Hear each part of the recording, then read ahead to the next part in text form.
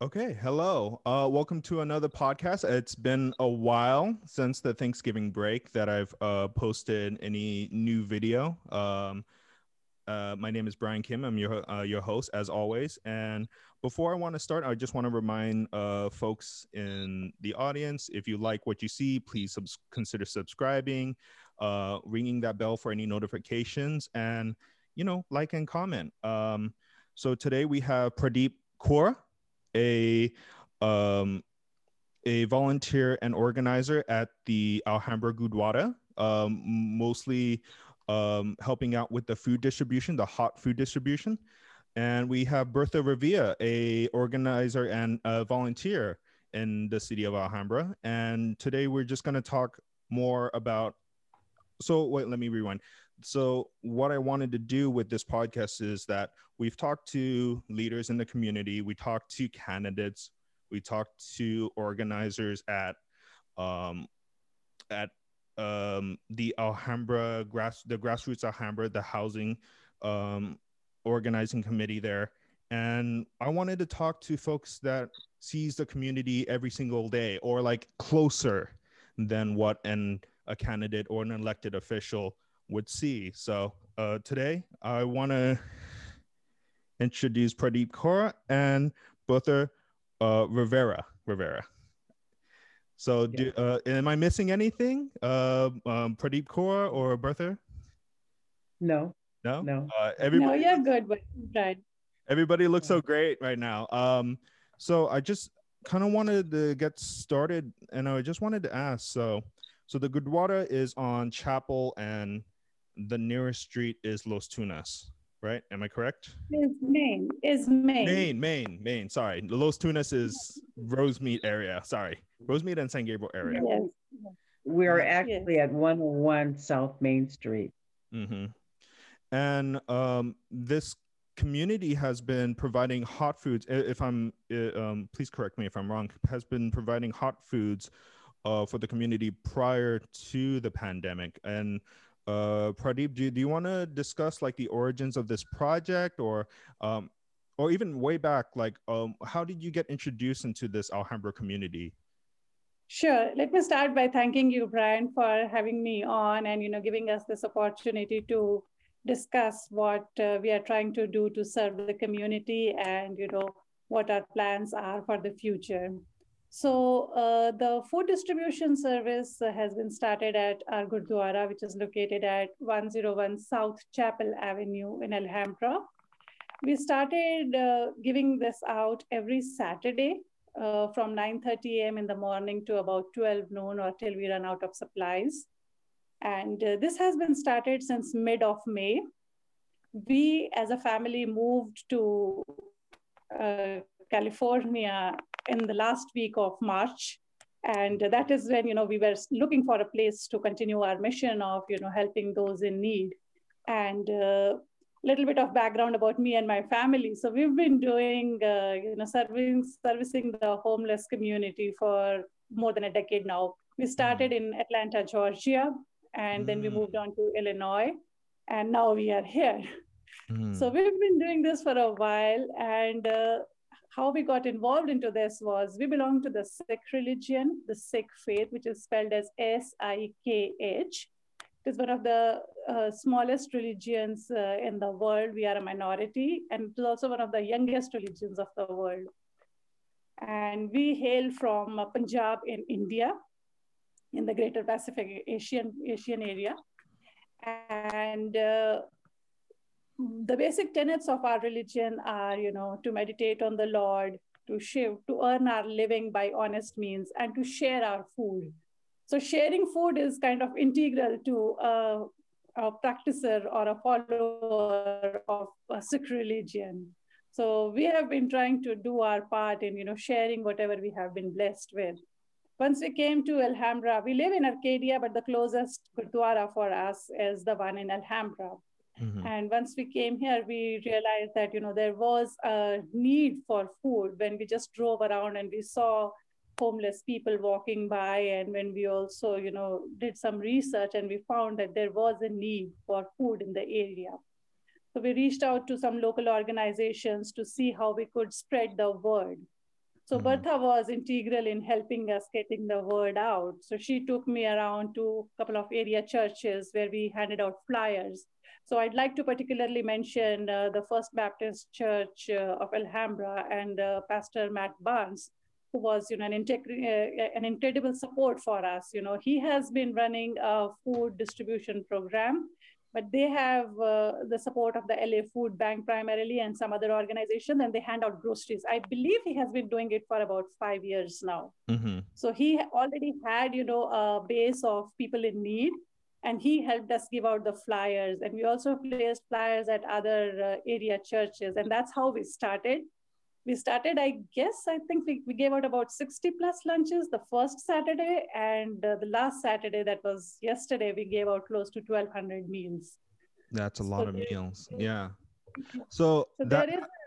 Oh, I was gonna say that's a long history, and please keep that point. And we'll get back to it, but I just want to say, like, there's probably a long history of volunteer and advocacy work collected between all of us, like that I'm very like I'm within the community of the San Gabriel Valley. I was born and raised here, and for Bertha Rivera, I don't know how long have you been in the community, but it seems like I have a feeling that you've been involved a lot in the community also, and I just wanted to at least start the conversation right now that how has organizing, well, what are some of the difficulties y'all felt during this pandemic, and given the quarantine orders, given social distancing and all the barriers that entails? Have you all felt any issues with trying to provide?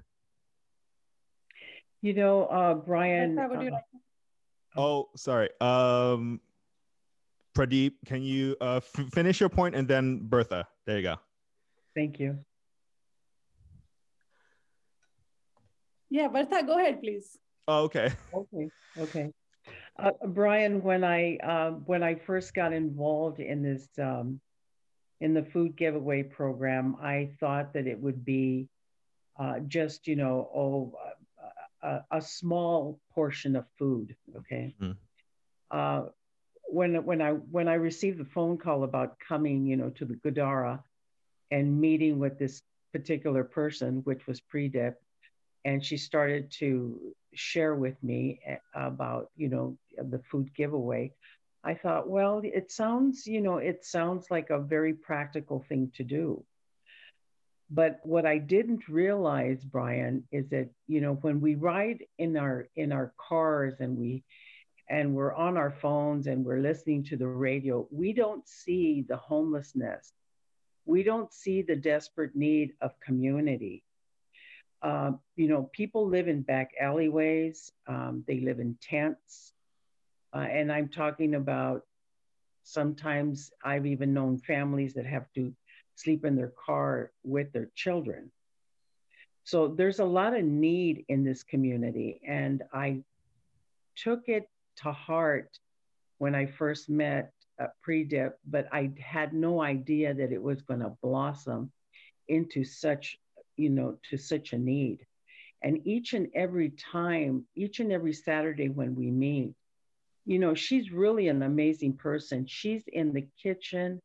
I mean, she starts preparing on Wednesdays, okay, for the Saturday events.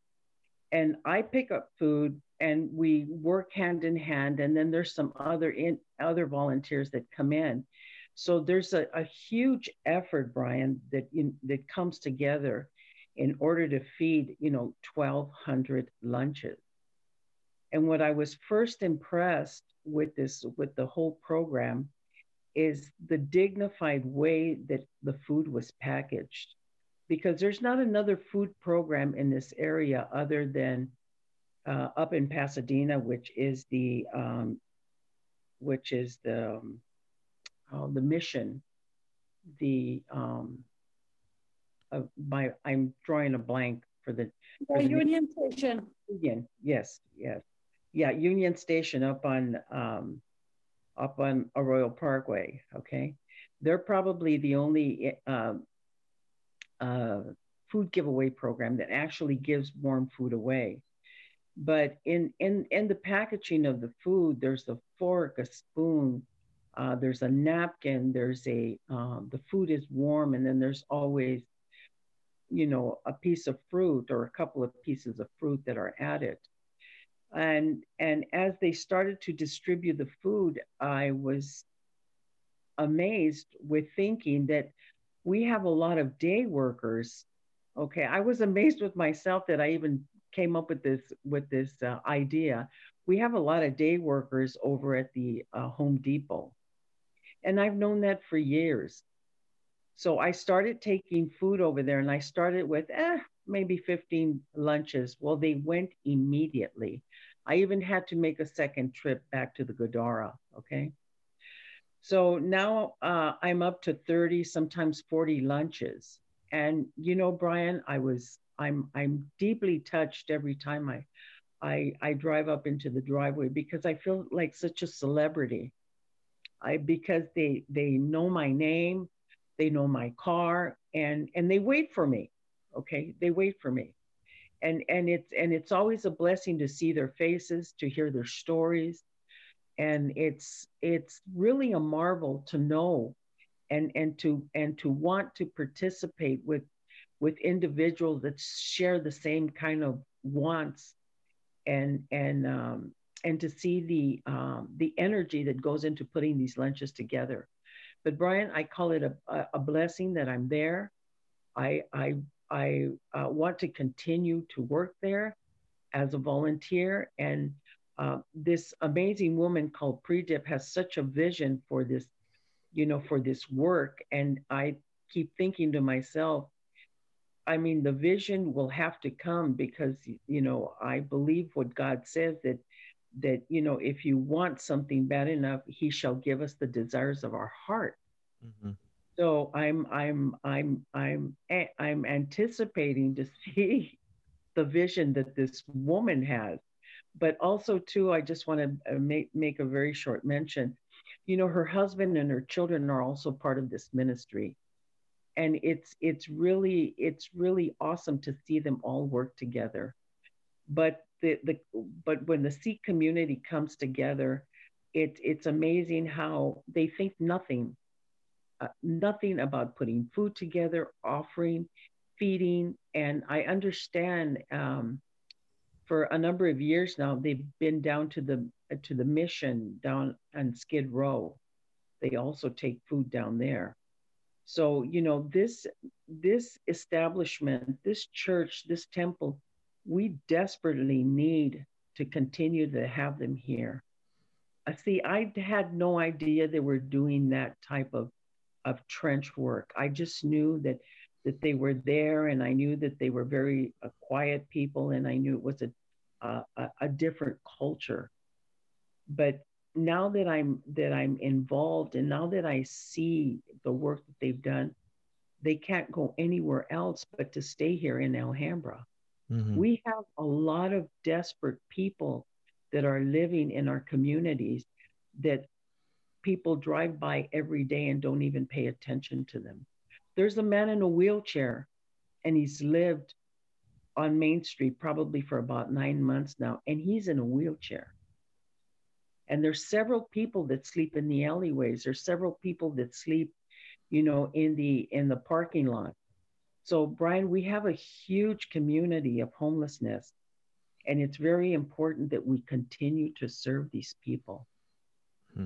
And for Pradeep, how has offering a service in the community different from, at normal times? Like, given the pandemic, have you found any difficulties or issues with our current situation? Yes. So prior to the pandemic, people had other sources of accessing help, of accessing sources in general. But with the pandemic, as it has gotten worse and worse, many area churches have been unable to meet the need. The people have been having more difficulties in reaching to those places where they could, get help. There is fewer modes of transportation available, fewer people, fewer neighbors to, help them get to far off places where there is a food giveaway or something like that. So the need has grown and the resources have dwindled. So people who could earlier access those resources or even reach those resources are now finding it that much more difficult. Mm-hmm. And I have also seen that earlier people had, families. So there are people who are newly food insecure. I would not say homeless, but food insecure. So we have had people come to our food distribution and tell us, look, you might think that we have a good car, so we might not be that much in need and we are here to take advantage of it, but we are not. We actually have family that got COVID and they're in the hospital and there's no one to cook for us at home. So we have come down to, asking for cooked meals, and there's no way we can, buy food on a regular basis. And they're like, can we have 2 meals or 3 meals instead of, 1 meal per person? And we have always, from the very beginning, placed no restrictions on the number of meals you can take. So you could just drive up in your car and say that, I need 10 meals, and we will give it to you without question. So we do not question how many meals. It's not 1 meal per car. It's as many meals as you feel the need for. And we, just go on everybody being honest and taking only as much as they need. But yeah, due to the pandemic, the need for ready-to-eat meals, cooked meals has gone up. And the challenge we are facing right now is, apart from the cooked meals that we cook, we tried to reach out to LA Food Bank and other regional food banks to see if they could supplement our efforts by adding, dairy products, vegetables, cheese, bread, other things. But all of them are so stretched thin that they said we are not taking up any new partners. So as of now, we literally beg the other area churches who are partners with LA Food Bank to give us whatever they have left over. Mm-hmm. So we get the occasional help from Pastor Matt Barnes at First Baptist Church of Alhambra, and there's another church in LA called All Saints Catholic Church. Mm-hmm. I believe the pastor is Father James. I might be wrong. I apologize in advance. But these two churches have helped us, and we also get the occasional donation from Sprouts. But yeah, the main change is that we are not getting any help whatsoever from any governmental agency to augment our resources or, to continue with our mission. So whatever we are providing right now is coming 100% out of our own pockets. We do not get governmental assistance. So the food banks are unable to help us simply because they are stretched too thin due to the pandemic. Right. And I think I've been kind of facing that similar thing recently too, that I think those whole months of December, there's not really as many food from the LA Food Bank, and so we had to cut back on the amount of families we could serve.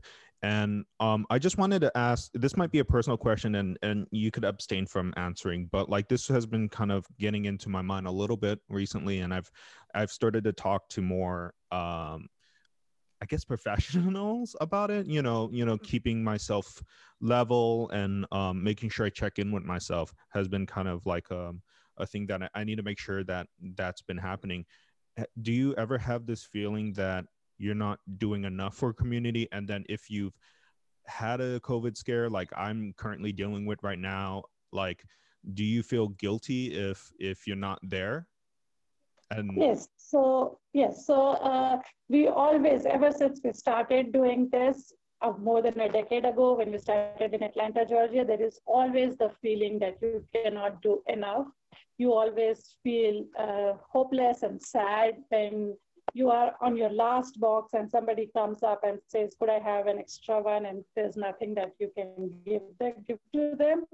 So, and when you see the larger picture, you're like, I wish I could serve every homeless in the area. So that does creep in, but that kind of, I feel, is God's way of keeping you humble, to, remind you that although he has blessed you with plenty, and although you have, a good amount of money or resources or physical strength, there is a limit.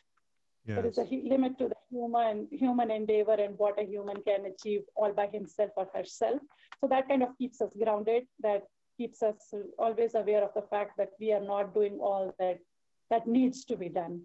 Yeah. And coming to the COVID scare, God has been so good to us and so kind to us that till now, all of us. So since we have a very small volunteer force, so it's me, my husband, my two daughters, 10 and 11-year-old, and we have Bertha, and we have the head priest at our Gurdwara. His name is Bhai Sukhdev Singh. So we have a very, very small group, a very thin group of 4 to 5 other volunteers who show up to help. So we do not have a large community helping right now, obviously because of the COVID scare. So we have a very small community, and we do not interact with, we do not go shopping or in the malls or eating out or anything like that. We Mm-hmm. try to, stay in our bubble. So we are only at the Gurdwara or, shopping for essentials for the service. So till date, we have been blessed enough to not have a COVID scare. But yes, we always have the thought at the back of our minds that if on a particular given day, if I fall sick or if I have a scare, it will definitely affect the operations to the extent that we would not be able to do the food giveaway on that particular day because I'm the only one cooking. Do not have anybody else to step in for me. So Mm-hmm. if I'm down, the service is down for that day. Oh So no. we do have a small fund saved up. Mm-hmm. So if we have that kind of a situation, we would probably be ordering, pizza in bulk from Little Caesars because that's the most cost-effective place I've found Right. and very close to the Gurdwara. Mm-hmm. So that would be our backup plan to make sure that people don't go hungry. But yes, if I am out, the service for that day is definitely going to be really affected. Right. And for Bertha, I'm sure you're probably feeling a similar way too around these months. Yes, Bryan, when I began to get that feeling, what I do is I want to participate even that much more. But being a senior, I do have to take very good care of myself. Right. And I just really count it a blessing, to be out there to give someone a word of encouragement, to hand them a meal, and also to participate in this community. If I, I'm a stakeholder in this community. I'm a longtime resident. I raised my family here in Alhambra. And Bryan, if I don't do something, I just feel that, what, it might not get done. I don't know why I feel that way, but I just do. So I want to do my best. Okay, not every day's perfect, but I want to do when I'm out there, I want to do my best. Mm-hmm. And Bryan, if I make a suggestion to you, maybe you should have Predip make you one of her spicy foods so you can go ahead and kind of perk up and clean out the sinuses and everything. By the way, Yes, she's a yes. great cook and she knows her spices. Uh, Yeah, that's the thing. It's I think there's like a psychological effect that a hot meal does to a person and at a great time of need, and I think that's the thing that we've done the LA Food Bank thing where we have boxes of food, we deliver grocery, we're basically delivering groceries to families.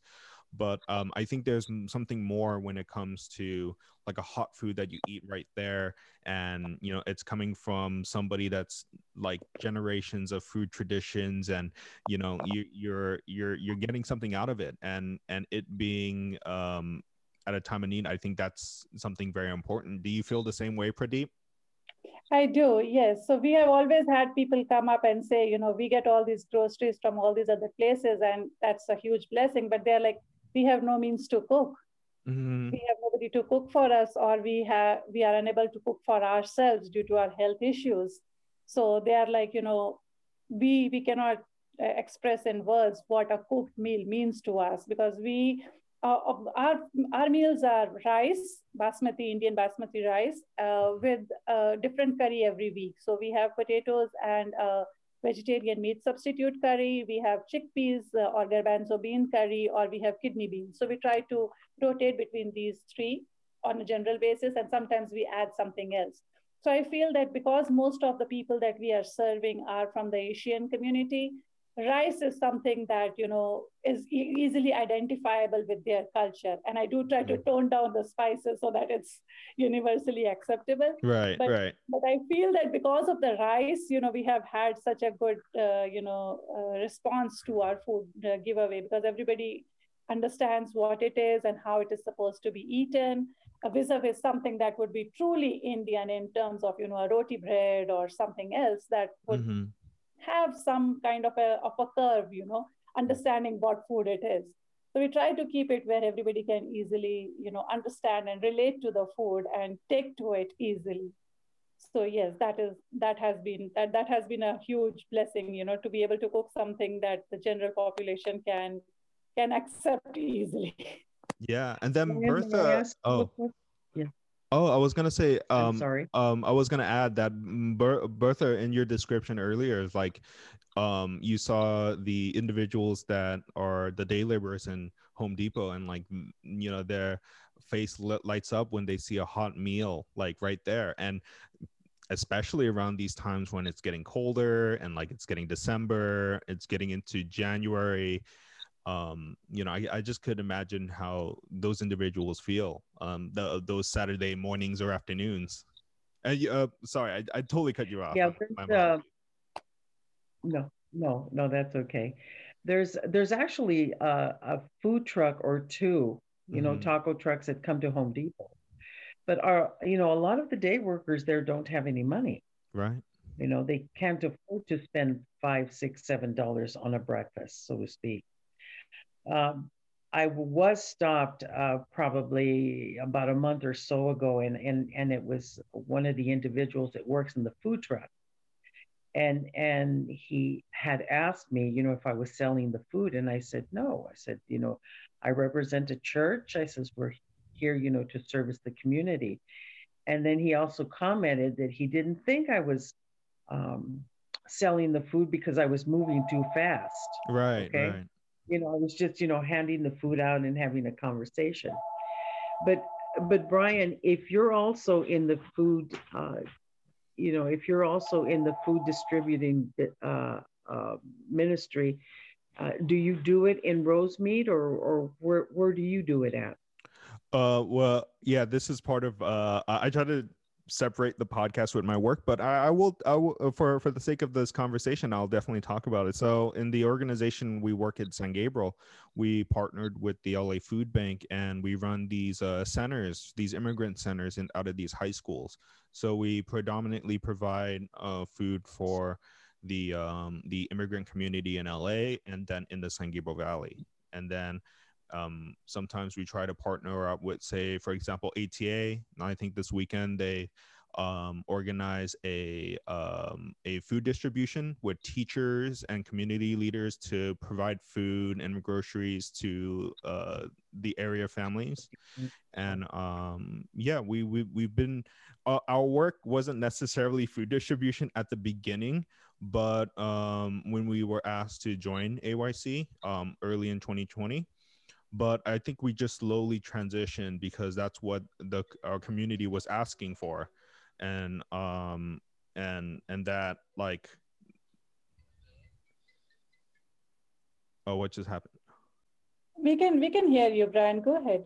Oh, sorry, I was like, what just happened? I just got a Oh, sorry, I think I got a call from a family member, and I Um, told them to not call me right now. Sorry That's about okay. that. That's It's okay. these things do tend to happen. yes, That's yes, okay. We understand. Yeah, but yeah, uh, but but Bryan, excuse me, may I oh yeah, share an idea? Uh, uh, because otherwise I'll lose my chain of thought. yeah, go ahead. So, because you're involved in a food program, Pre-Dip and I are involved in a food program. I think it would probably be maybe an excellent idea for you to bring, like maybe Pastor Barnes, another two, three individuals that are involved in a food program. Hmm. And maybe we can brainstorm and share our ideas since we are servicing, the San Gabriel Valley. Right.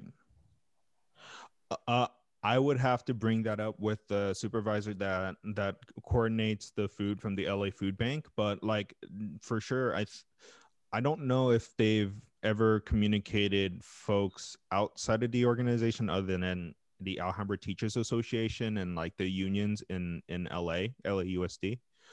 But yeah, you're right. I think there's so many like community organizations kind of doing the similar work within the similar area, and so I hopefully there's no bad blood between any of these organizations, but whatever is the most help to provide more services in a community in need, I don't see why not that they can team up and do those things. A crisis should be a time where anything bad between a few organizations should come together and then work to actually provide a service. So I don't think that's the case. And for folks that are in my audience that know where I work at, like I'm sure that they've all communicated with each other and provided service in coordination with everybody. So yeah, I'll try to bring that up in my next meeting.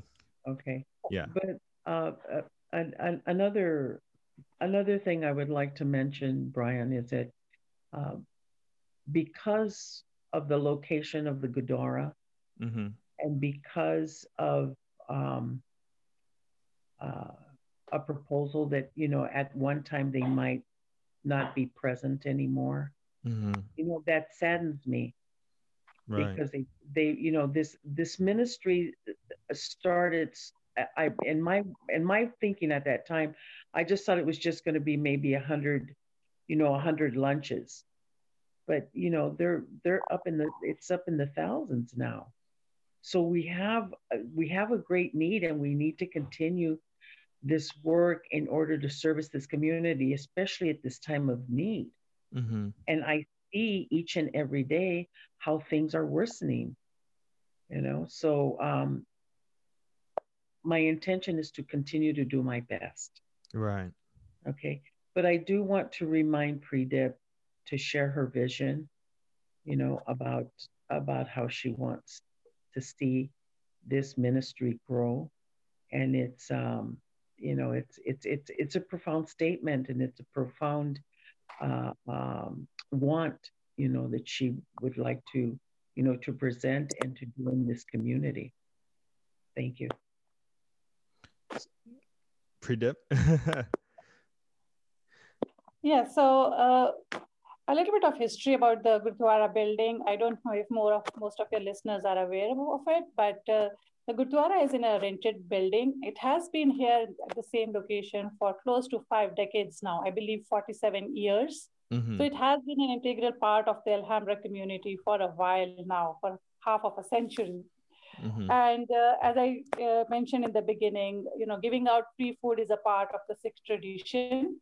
So before we started this giveaway in mid-May, there was always free food available at the Gurdwara every Sunday in the afternoon, around 1:30, I guess, about the time, where anybody in the community in need of a meal could walk through the doors and get served. So there is no restriction on, your religion or your gender or anything else. Anybody and everybody is welcome to partake of the meals at the end of the service on Sundays.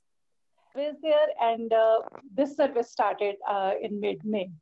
But the rented premises, the landowner gave a notice, I believe, about a year ago, way long before we moved here.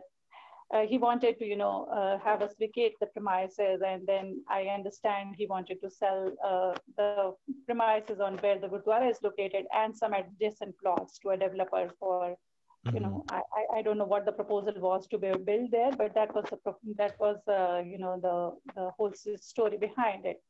And we are at risk of being evicted from the Gurdwara, in the near future. I have no clue how long we have here, but the location of the Gurdwara makes it ideal for our food ministry.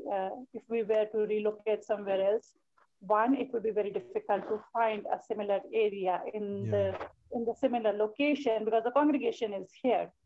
So it has to be somewhere very close. That is a challenge, given the recent developments that have come up, and there's very little land available.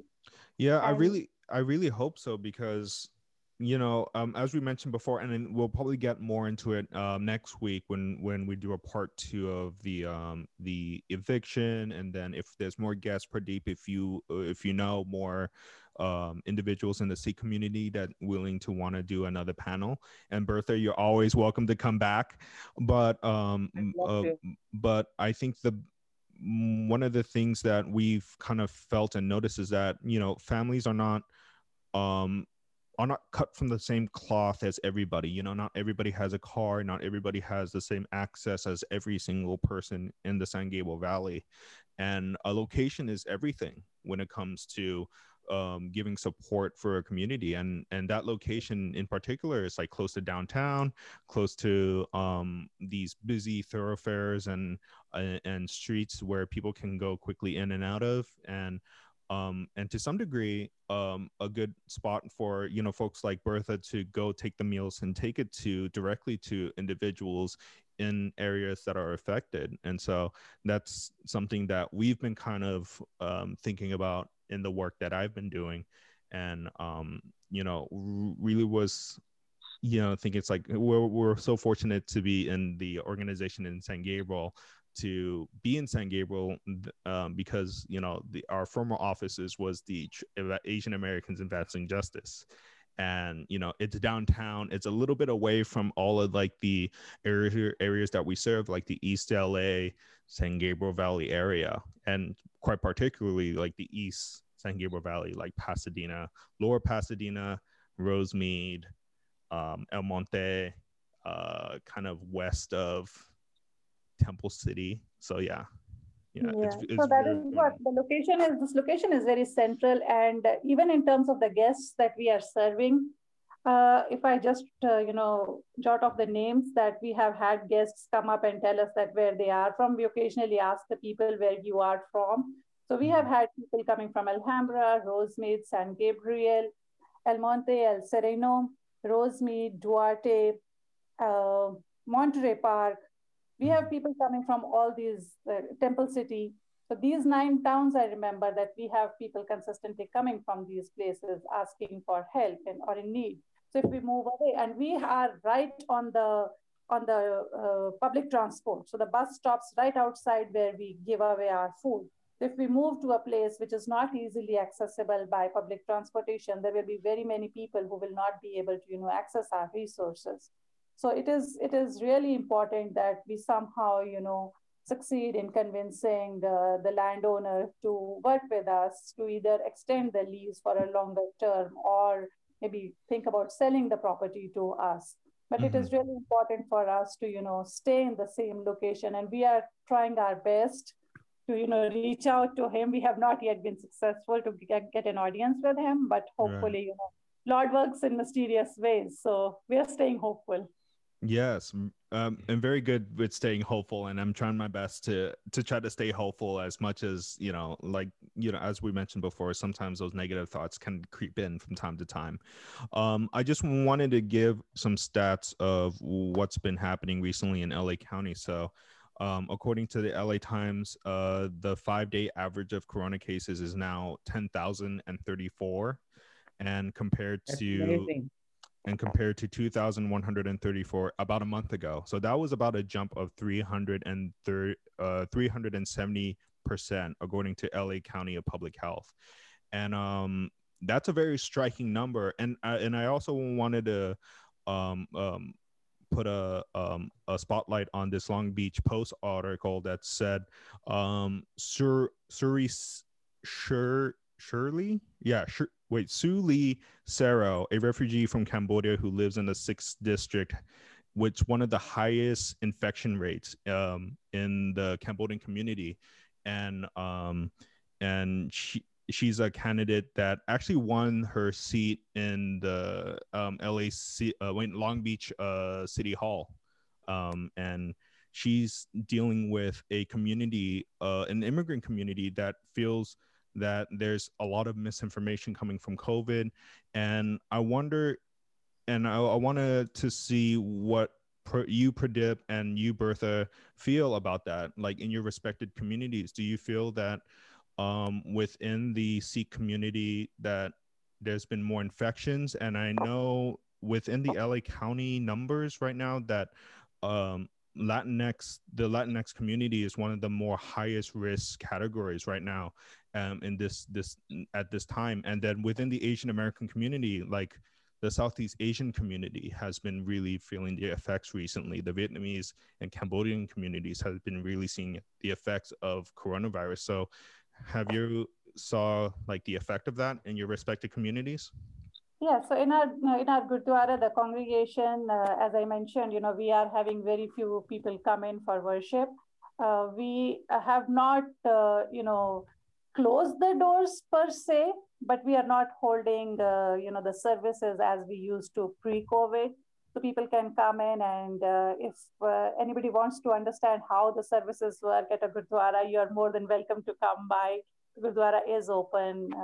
But what we normally do is we come in one person at a time. There is a hand sanitizer, there are masks available. You can wash your hands, you cover your head, you wear your mask, you sanitize your hands, and you come in and you bow towards the altar. So I would like to show you my home setup of what a Gurdwara setup would be like. So Yes. if you see right there, that is what you would see when you enter a Gurdwara. So the thing on the ceiling is like, we revere the god as an emperor. So that is, a kind of mark of respect for the emperor, that he has a special, cover on the ceiling for himself. And then this is how, so there is the holy book that is under the covers. So people come and they just bow and pay their respects, and they pray and they leave. So that is what a Gurdwara essentially is. So we have been having people people come by, the devotional people come and, pay their respects, but we are not holding services. So we have had, our community has been really vigilant on spreading the word through Facebook and through text messages, letting everybody know you need to stay safe, you need to stay at home as much as possible.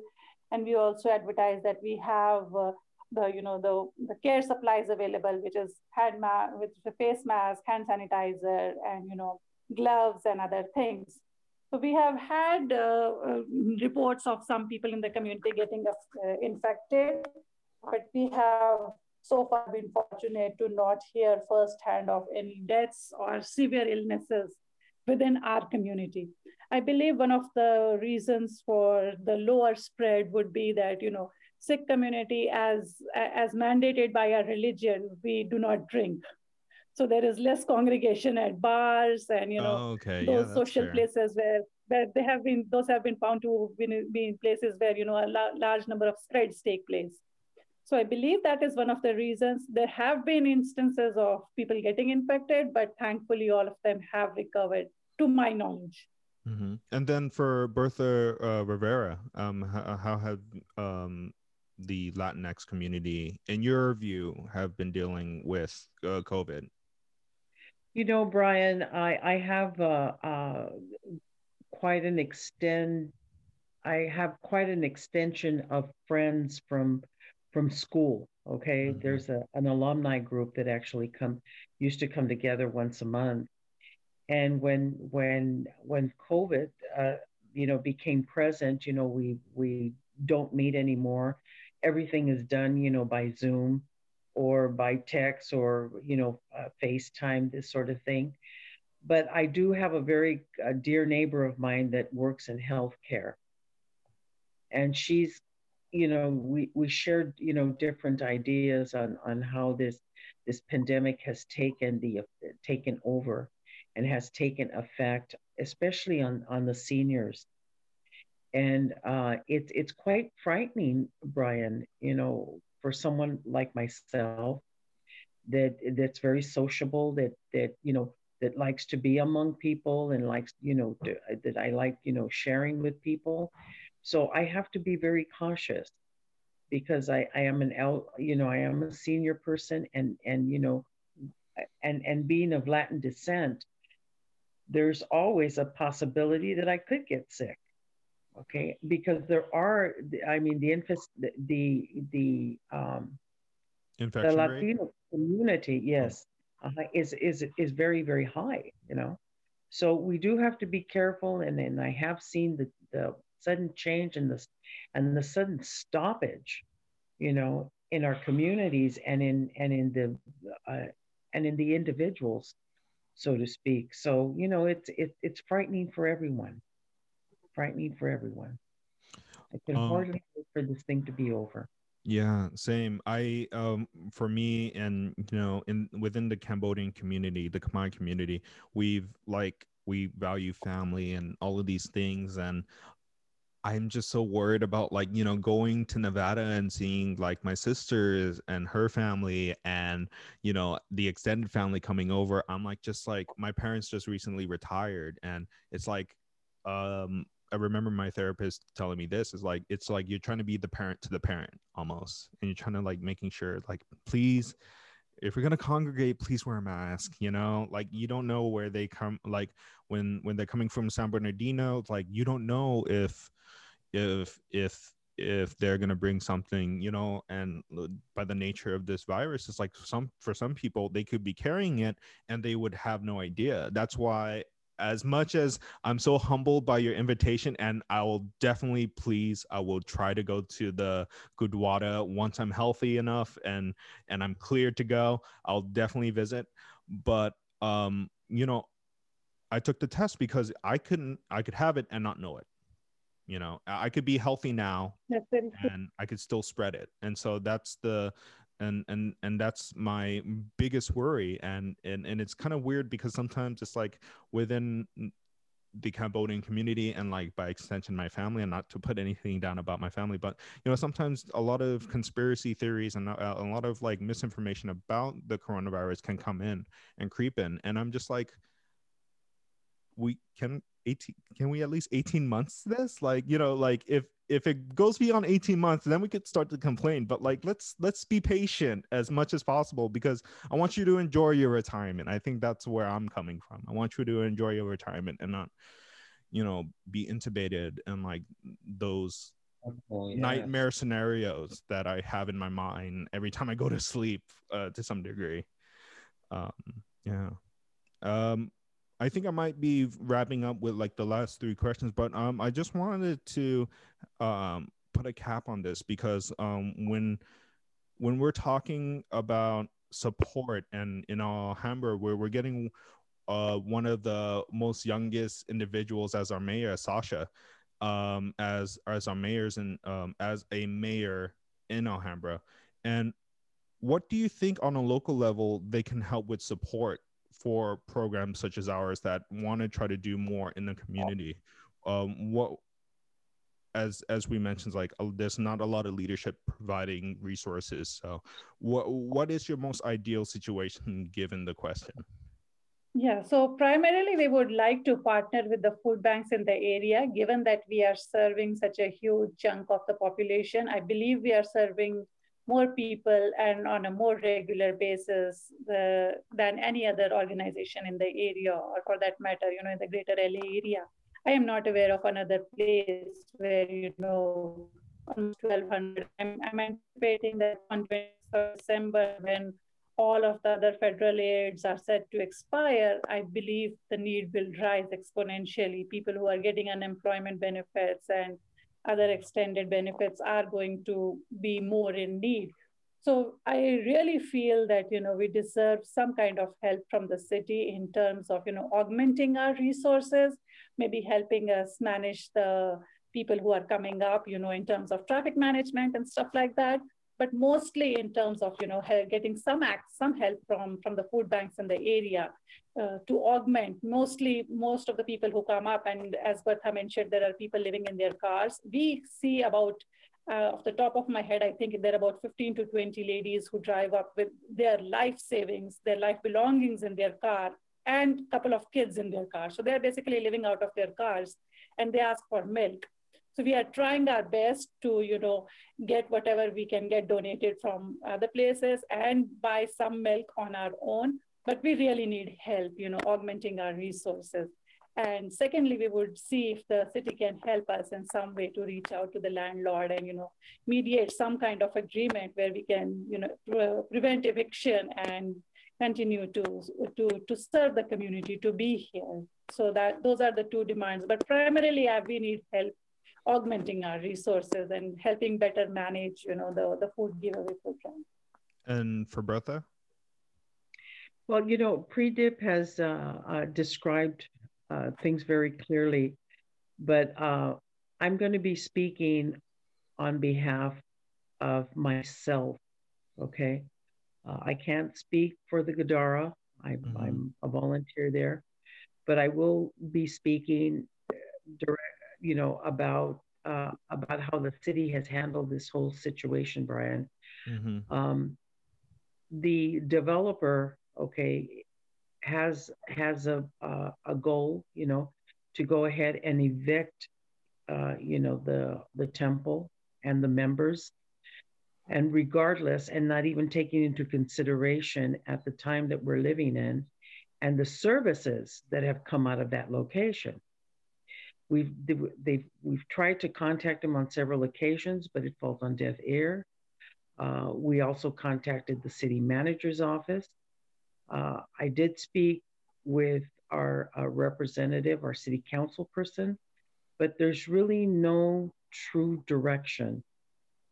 They, to this point, I mean, this whole thing has been going on for over a year in reference to the eviction, and they still have not, come to a point of even a word or a letter of encouragement that we are working on it, or how else can we help, or maybe they, if they're going to continue with the development, the least they can do is relocate us into another building that is here in Alhambra, so we can continue this ministry.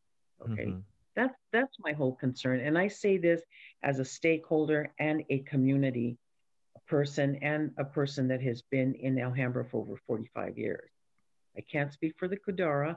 I just speak for myself as a taxpayer. But Bryan, thank you so much for allowing us to come and share.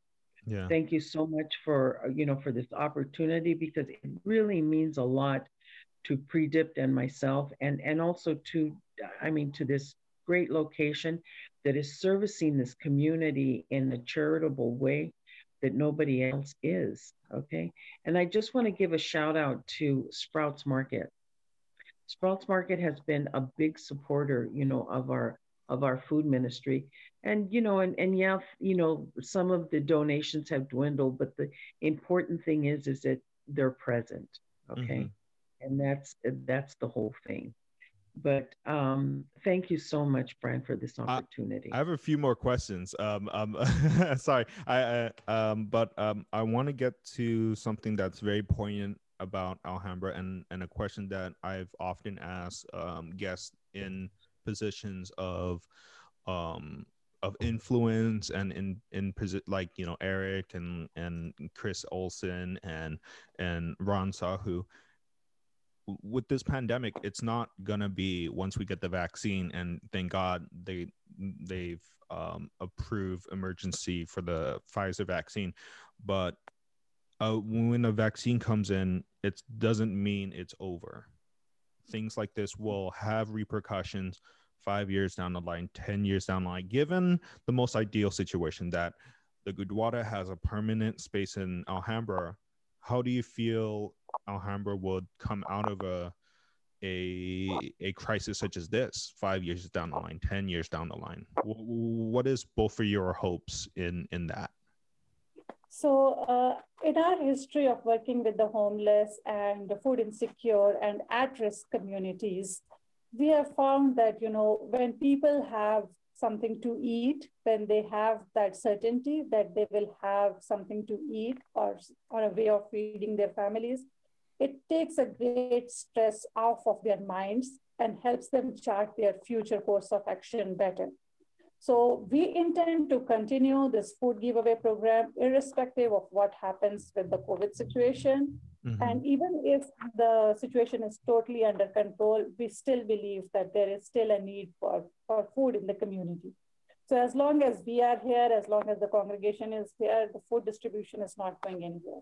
It will only grow. We will adjust it based on the needs, but we intend to continue the food giveaway. And we feel that in the coming years, like you said, 5 to 10 years from now, I believe that having a place of, where people can go to get something to eat, and with God's grace, if we are able to, grow our operations, my vision is that we would be adding on a walk-in clinic and a place where people can access social security and Medicare resources in terms of, filling out the paperwork, going through the hoops, understanding what their rights are, what they could access. I believe that this can be a place that is a community resource, not just for the Sikh community, but for the entire community in the area.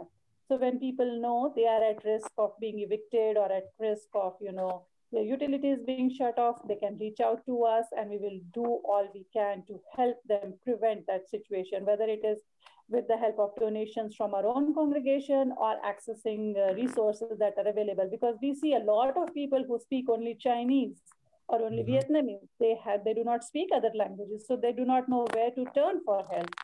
So our hope and prayer is that we will be able to grow our operations to where we have people on site, people like you or other volunteers who speak Asian languages, who could understand what they are going through and direct them to the correct place where they can get that help.